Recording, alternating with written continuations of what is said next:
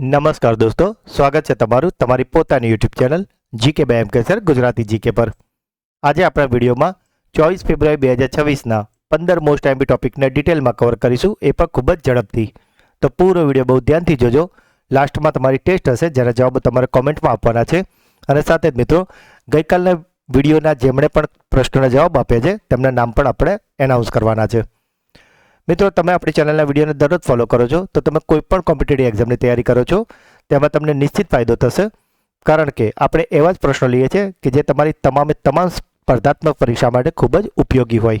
અને મિત્રો, આપણો વિડીયો પણ ખૂબ જ 15 થી 20 મિનિટનો નાનકડો જ હોય છે. અને સાથે જ આપણે ડેઇલી, વીકલી અને મંથલી રિવિઝન પણ કરાવીએ છીએ. તો મિત્રો, જો હજુ સુધી ચેનલને સબસ્ક્રાઇબ ના કરી હોય તો કરી લેજો, કારણ કે આપણી ચેનલના વિડીયોને જો તમે દરરોજ જોશો તો કરંટ અફેર્સ બાબતે તમારે અન્ય કોઈ વિડીયો કે મેગઝીન વાંચવાની જરૂર નહીં પડે. તો આજનો પહેલો પ્રશ્ન છે, તાજેતરમાં કઈ ભાષાઓમાં ભારતના બંધારણની અદ્યતન આવૃત્તિનું વિમોચન કરવામાં આવ્યું છે?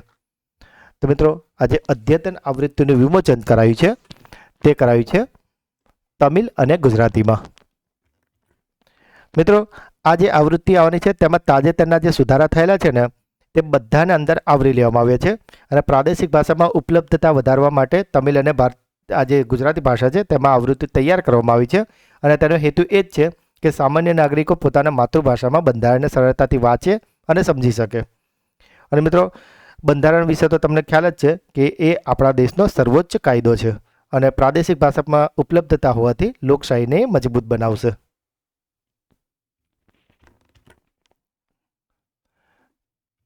તાજેતરમાં ભારત અને કયા દેશે ટપાલ ક્ષેત્રમાં સહયોગ વધારવા માટે સમજૂતી કરાર એટલે કે MOU કર્યા છે?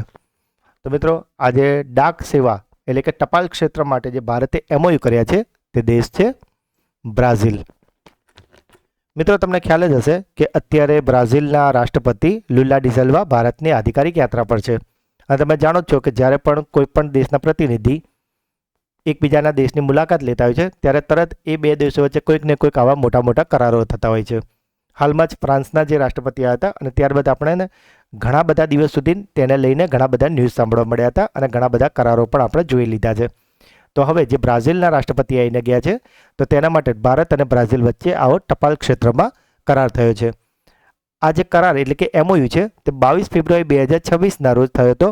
અને તે દિલ્હીમાં જે આપણા ભારતીય સંચાર મંત્રી છે જ્યોતિરાદિત્ય સિંધિયાજી અને સાથે બ્રાઝિલના જે સમકક્ષ સંચાર મંત્રી છે તેમની વચ્ચે કરાર કરવામાં આવ્યો હતો.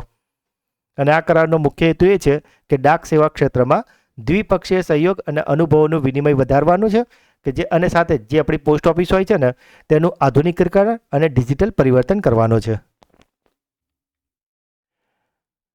NIELIT દ્વારા ભારતનું પ્રથમ સમર્પિત ક્વોન્ટમ અને AI યુનિવર્સિટી કેમ્પસ ક્યાં સ્થાપિત કરવામાં આવશે? તો મિત્રો, આ જે કેમ્પસ છે તે સ્થાપિત થવાનું છે આંધ્રપ્રદેશના અમરાવતી ખાતે. આપ ઇમેજમાં આંધ્રપ્રદેશના મુખ્યમંત્રીજીને જોઈ રહ્યા છો, ચંદ્રબાબુ નાયડુ. મિત્રો, જો વાત કરીએ કે આ NIELIT એનું ફૂલ ફોર્મ શું છે તો પહેલાં તમને એ જણાવી દઉં કે એનું ફૂલ ફોર્મ થાય છે national institute of electronics and information technology. તો આની અને આંધ્રપ્રદેશ સરકારની વચ્ચે MOU થયું છે. કારણ કે તમને ખ્યાલ જ હશે, હમણાં થોડા દિવસ પહેલાં જ આપણે એક પ્રશ્ન કવર કર્યો હતો આપણી સિરીઝમાં જ કે જે ક્વોન્ટમ વેલી છે તે બનવાની છે આંધ્રપ્રદેશના અમરાવતીમાં. નવી દિલ્હીનું જે ઘોષણાપત્ર આવ્યું છે એટલે કે ન્યૂ દિલ્હી ડિક્લેરેશન, તેમાં હસ્તાક્ષર કરનાર 89મો દેશ કયો બન્યો છે? તો મિત્રો, આ જે ન્યૂ દિલ્હી ડિક્લેરેશન છે તેમાં હવે જે 89મો દેશ છે જે જોડાઈ ગયો છે તે છે બાંગ્લાદેશ. મિત્રો, તમને ખ્યાલ જ હશે કે અત્યારે ઇન્ડિયા AI ઇમ્પેક્ટ સમિટ ચાલી રહી છે નવી દિલ્હીના ભારત મંડપમ ખાતે. અને માટે તેને લઈને જે પણ અપડેટ ન્યૂઝ હોય છે તે આપણે દરરોજ કરંટ અફેર્સમાં જે પરીક્ષા લક્ષી હોય છે તે આપણે કવર કરતા હોઈએ છીએ.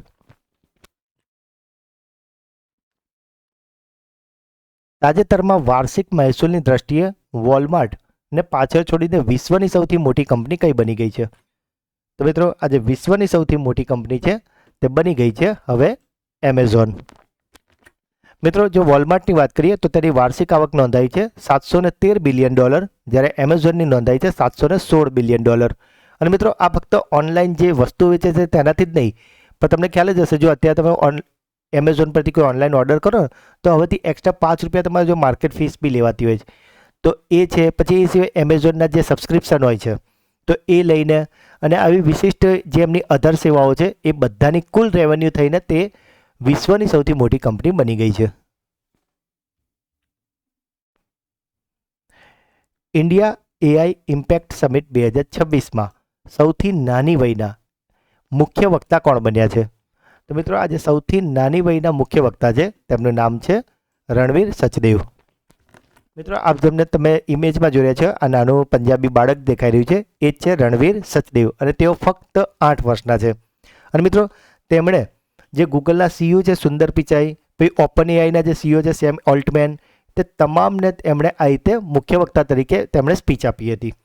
અને મિત્રો આ જે રણવીર છે એણે એઆઈ ટેકનોલોજી ક્ષેત્રમાં આ પહેલાં પણ બહુ બધી ઉપલબ્ધિઓ કરી છે. તેણે પહેલાં જ માહિતી અને ટેકનોલોજી સંબંધિત પુસ્તકો પણ લખ્યા છે. યુએસ ખાતે જે યુએન સમિટ થયું હતું તેમાં પણ તેણે ભાગ લીધો હતો અને તેના વિચારો એવું દર્શાવે છે કે ભાઈ નાની વયમાં જ યુવાનો નવીન ટેકનોલોજીઓને કેવી રીતે સમજી શકે છે તેને લઈને. એટલે મિત્રો આના પરથી પણ ખ્યાલ આવે છે કે આવનારો જમાનો જે છે એઆઈનો તેના માટે જે નેક્સ્ટ જનરેશન છે એ હવે રેડી થવા માંડી છે. પ્રથમ વખત નમો ભારત અને મેટ્રો રેલ આ એક જ સ્ટેશન અને એક જ ટ્રેક પર કયા રાજ્યમાં દોડવાની છે? તો મિત્રો તમે ઇમેજમાં જુઓ નવો ભારત અને આ જે આપણી મેટ્રો ટ્રેન છે આ બંને એક જ ટ્રેક પર દોડવાની છે અને સ્ટેશન પર તેમનું એક જ હશે અને આવું થવાનું છે ઉત્તર પ્રદેશમાં. અને મિત્રો આવું એટલા માટે કરવાનું છે કે જેથી કરીને જે કનેક્ટિવિટી હોય ને એ ઇઝીલી મળી રહે. એટલે કે જો કોઈ મેટ્રોમાં હોય ને પછી એને ચેન્જ કરવું હોય તો એને એક જ સ્ટેશન પરથી બીજી ટ્રેન મળી જાય અને એને અલગ અલગ ભાગદોડ ના થાય. એટલે મુસાફરોની સુવિધા માટે આવું ઇનિશિયેટિવ લેવાયું છે. મિત્રો જે શિક્ષણની સિરીઝ ચાલી રહી છે તેના ઓલરેડી 7 લેક્ચર આવી ગયા છે અને આ જે મોસ્ટ ટાઈમ 9 ક્વેશ્ચન છે ને 9 ટોપિક છે ને એમાંથી જ આ 7 ટોપિક છે કે આમાંથી ઓલમોસ્ટ 150 માર્ક્સનું એઈઆઈની પરીક્ષામાં પૂછાવાનું છે. તો જે 9 જે મુખ્ય ટોપિક છે એમાંથી ઓલરેડી આપણે 7 તો કવર કરાવી દીધા છે અને બાકીના 2 પણ આપણે જલ્દી પરીક્ષા પહેલાં કવર થઈ જાય પ્રયત્ન કરીશું જ. તો મિત્રો આજે Niti Aayog NEP 2020, RT 2009, NCF 2005, tribunal act છે, બોમ્બે એક્ટ 90 અને આરટીઆઈ છે. આ તમામમાંથી એક પણ વિડીયો જો હજુ મિસ કર્યો હોય ને તો ફરીથી ખાસ જોઈ લેજો. અને ઇવન જો બહુ ટાઈમ થઈ ગયો આ વિડીયો જોએ, કારણ કે નીતિ આયોગનો વિડીયો આવ્યો, એનઈપી આવ્યો, ઘણો બધો ટાઈમ થઈ ગયો છે, તો ફરીથી આપને રિક્વેસ્ટ છે કે એકવાર ફરીથી જોઈ લેજો, કારણ કે બુક વાંચવા કરતાં વિડીયો જોવો તમને સહેલો પડશે. અને મિત્રો આરટીઆઈ 2005 અને આ જે આપણો ટોપિક છે નીતિ આયોગ, આ તો બધા એવા ટોપિક છે કે જે તમે શિક્ષણ સિવાયની પણ કોઈ પણ તૈયારી કરતા હોય ને તો પણ આ 2 ટોપિક તો તમે અવશ્ય કરજો. સાંસ્કૃતિક વારસાના સંરક્ષણ માટે યુનેસ્કોનો એવોર્ડ મેળવનાર વસઈ કેથેડ્રલ કયા રાજ્યમાં આવેલું છે? તો મિત્રો આ જે વસઈ કેથેડ્રલ છે તે આવેલું છે મહારાષ્ટ્રમાં. તાજેતરમાં કયા દેશે બાળકોમાં ઓપ્ટિઝમ અને દુર્લભ મગજની વિકૃતિઓને સારવાર માટે ઐતિહાસિક બાલ ચિકિત્સા જીન થેરાપી પ્રોજેક્ટ શરૂ કર્યો છે? તો મિત્રો આજે બાલ ચિકિત્સા જીન થેરાપી છે તેને શરૂ કર્યું છે સંયુક્ત આરબ અમીરાત એટલે કે યુએઈએ.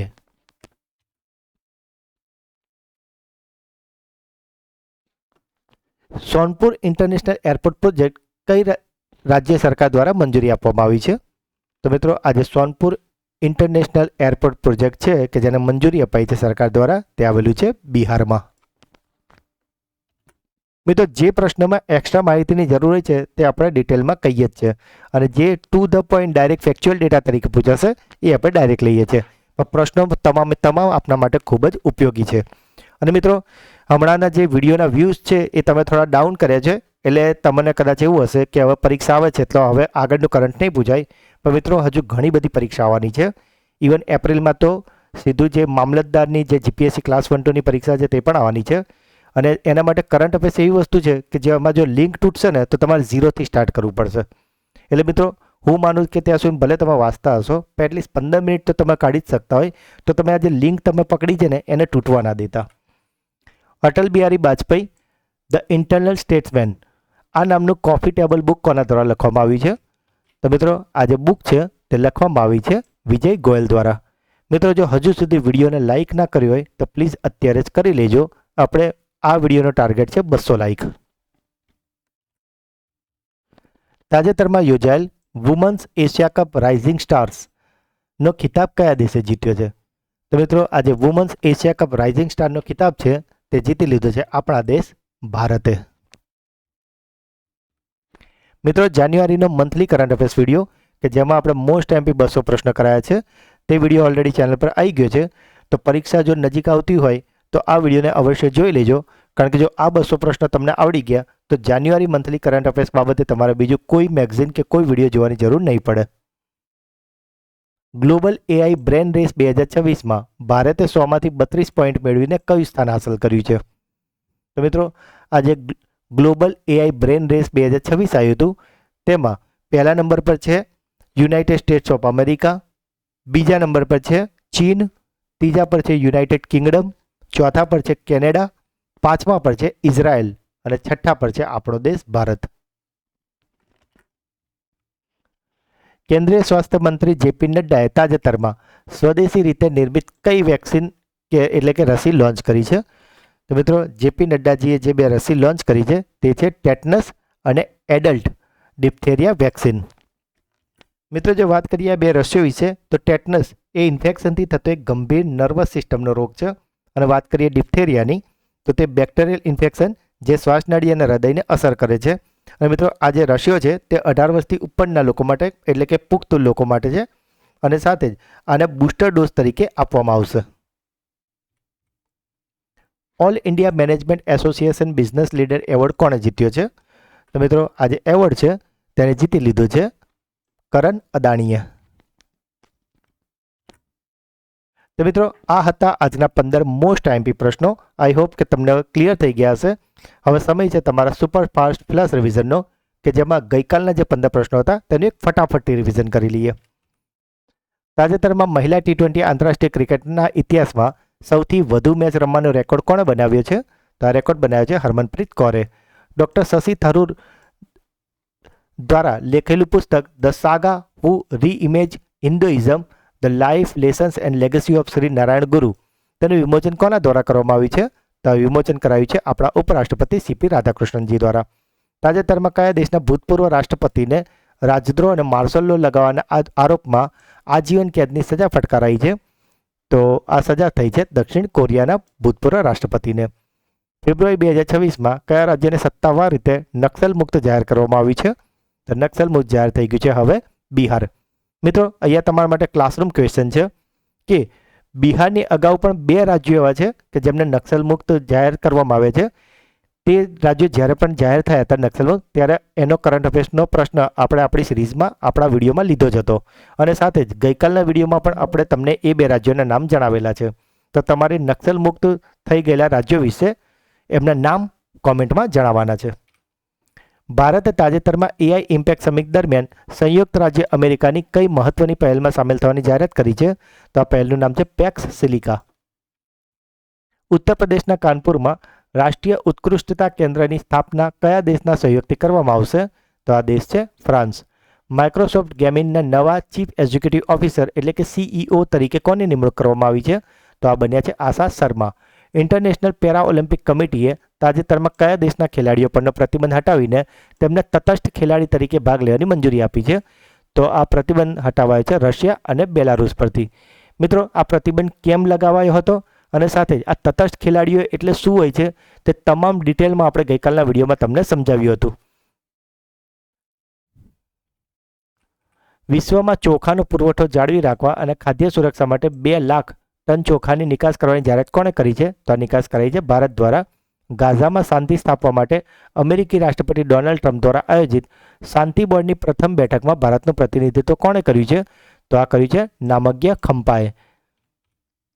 કઈ બેંકે તાજેતરમાં ફિક્સ ડિપોઝિટ આધારિત hello cashback credit card launch કર્યું છે? તો લોન્ચ કર્યું છે IDFC ફર્સ્ટ બેંકે.